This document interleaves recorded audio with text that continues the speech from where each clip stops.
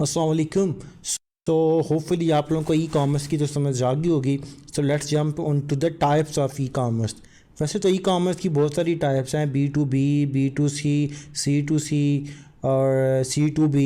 But हमारी जो सारी गेम है ई कॉमर्स की वो बेसिकली दो टाइप्स के गिर्द घूमती है, जिनमें से एक का नाम बिज़नेस टू बिज़नेस है और एक का नाम बिज़नेस टू कस्टमर है।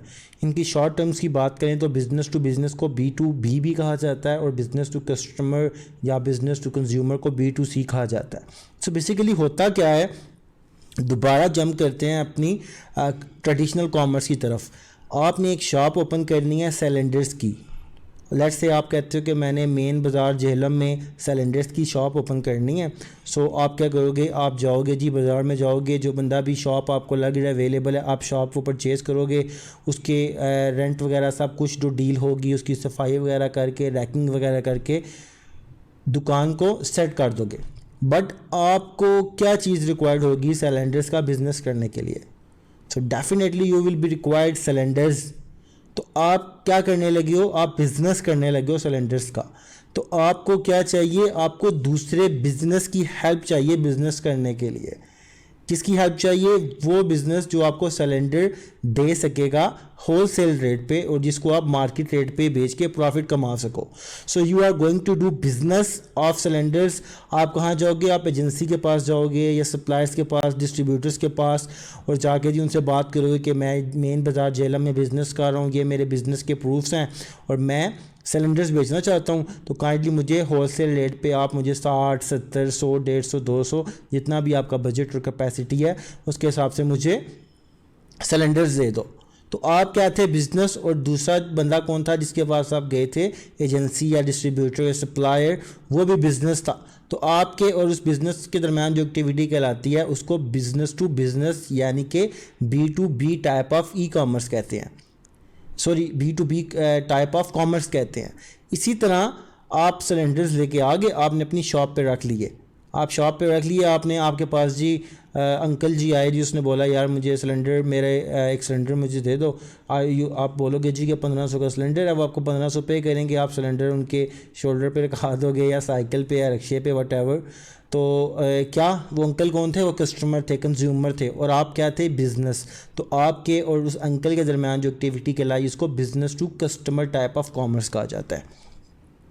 अब इसी तरह ई कॉमर्स भी सेम चीज़ है, उसमें इंटरनेट इन्वॉल्व हुआ है, बाकी सारी चीज़ें तो सेम है। आपको लेट से आप एक वेबसाइट ओपन कर रहे हो और आप कहते हो जी कि मैंने बिज़नेस करना है, मैंने सनसिल्क शैम्पूज़ की बॉटल्स बेचनी है। आपने एक वेबसाइट क्रिएट कर ली, ई कॉमर्स वेबसाइट कहते हैं जिसको। आप वहाँ पे जी आपने लिस्ट कर दी, अपलोड कर दिया जी कि मैं ब्लैक सनसिल्क शैम्पू बेच रहा हूँ, इतने लीटर वाली बॉटल इतने की, इतने वाली इतने की, सैशे इतने का, एंड दिस एंड डैट। ठीक है। तो अब एक बंदा आया, उसने आगे सर्च किया गूगल पे जी के ब्लैक सनसिल्क शैम्पू, गूगल ने आपकी वेबसाइट भी दिखा दी, तो उस बंदे ने ऑर्डर कर लिया। अब उस ऑर्डर को फुलफ़िल करने के लिए आपके पास स्टॉक भी तो होना चाहिए ना। स्टॉक होना चाहिए, तो आपको स्टॉक कहाँ से मिलेगा? सेम चीज़ जो हमने कॉमर्स में की थी, हम दूसरे बिज़नेस के पास गए थे, हम डिस्ट्रीब्यूटर के पास गए थे, हम उसके पास मैन्युफैक्चरर के पास गए थे, हम एजेंसी के पास गए थे। रीज़न क्या होती है बिज़नेस के पास जाने की? कि आपको वहाँ से होल सेल रेट पे चीज़ मिल जाती है जो आप मार्केट रेट पे आके बेचते हो। आप ऐसे नहीं कर सकते कि आप एक दूसरी शॉप से जाके 400 की चीज़ उठा के आगे 500 की बेचने शुरू कर दो जब उसका मार्केट रेट ही 400 है। तो हम क्या करते हैं, हमें क्या ज़रूरत होती है? हमें मैन्युफैक्चरर की या सप्लायर की, डिस्ट्रीब्यूटर की या होल सेलर्स की ज़रूरत होती है जिनसे हम होल सेल रेट पे वो चीज़ लेते हैं।